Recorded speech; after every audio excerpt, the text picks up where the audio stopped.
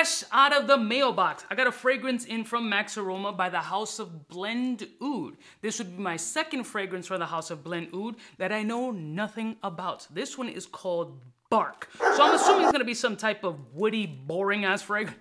I don't know. Let's throw my motherfucking music so we can crack open Blend Oud Bark and see what time it is. We're all alone. In case you cared, out of all your friends, I want to be Cuba. Blessed morning, my beautiful peoples. You know who it is. It's your boy, C to the U to the B to the A.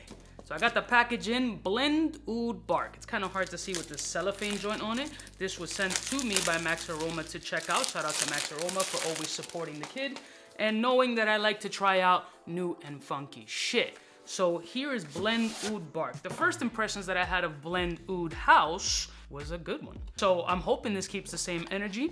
This has been getting a little bit of a buzz on the Instagrams. I don't know about the YouTube content because I don't watch it, but possibly, who knows? Usually when they get circulated around or brands start doing collabs and shit like that, content creators like us get to experience it and kind of put you guys on to if it's dope or if it's whack. You know how I feel. I don't give a flying fuck who sent this shit to me. If it's good to me, it's good to me. If it's not, then I'm gonna say it's not. It doesn't do anything for me. So here's this is a very different presentation of the Blend Oud bottle. The other one was more kind of like thicker and chubbier, all head and shoulder, no neck type shit. So here's Blend Oud Bark. This is a 75 ml. I don't know the price, but we'll look it up after on the website. And I haven't looked up any notes, but first I like to get that first sniff, that whiff, that ambiance, you know what I'm saying? So let's give it a whirl, shall we? Ooh, it's a little fucking tight over here. Pause, that's what she said. And let's see what's up with Blend Oud Bark. So like I said, I'm assuming it's gonna be something very woody, maybe dry, maybe a little bit herbaceous. I don't know. Let's see. Not that at all. What the fuck is this? It's like Mad Mass Appeal. This smells a little familiar. I don't know what fragrance. It smells very designer-ish. Very Mass Appeal though. Very fun and playful. Sweet, woody.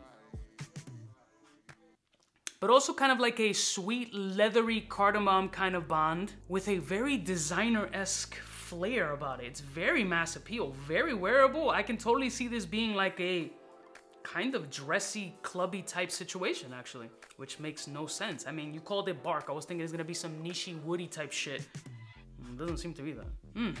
Okay, it is switching up.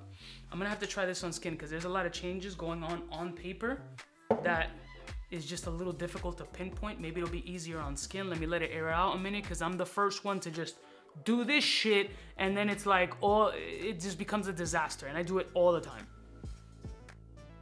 Yes, very Mass Appeal designer-ish.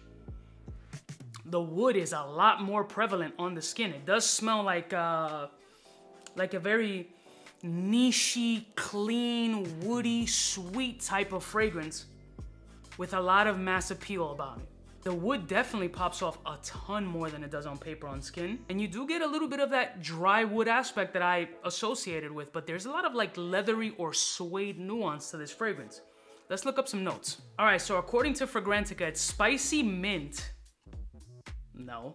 Cedar, grapefruit, blood mandarin, orange, cinnamon, spicy notes, rose, amber, white woods, leather, and patchouli. Okay, spicy mint, I barely detect any mint, to be honest with you.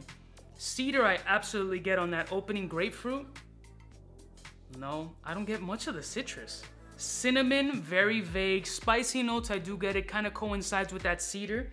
Rose, minimal. Amber, yes. White woods, I don't particularly know. I get woodiness. I don't know if it's white wood. Leather, absolutely. I feel leather should be more towards the top. And patchouli, also minimal. These notes don't really provide me much accuracy, to be honest with you. For me, I get wood, leather, ambery, and some spiciness with sweetness as well. A minimal amount of sweetness, but it has this Mass Appeal designer-ish kind of vibe with like a kicked up kind of, like a nichey flair. So a designer fragrance with a little bit of a nichey flair. I don't particularly pinpoint off of my skin what designer this is trying to be, or if it even is trying to be. That's just what I'm getting off of my skin. It does smell a lot more fun, playful on paper. On skin, it has a little bit of a refinement to it. So it is quite lovely. It's a very autumn, wintry type fragrance with woody essences. And if I were to rate this shit on a scale of 1 to 10, I'm gonna give this like a good 6.6. It's a very handsome fragrance. It may be unisex, but absolutely leans more masculine. And yeah, I'm leaning around the 6.6. For me, it's a half a ball spray.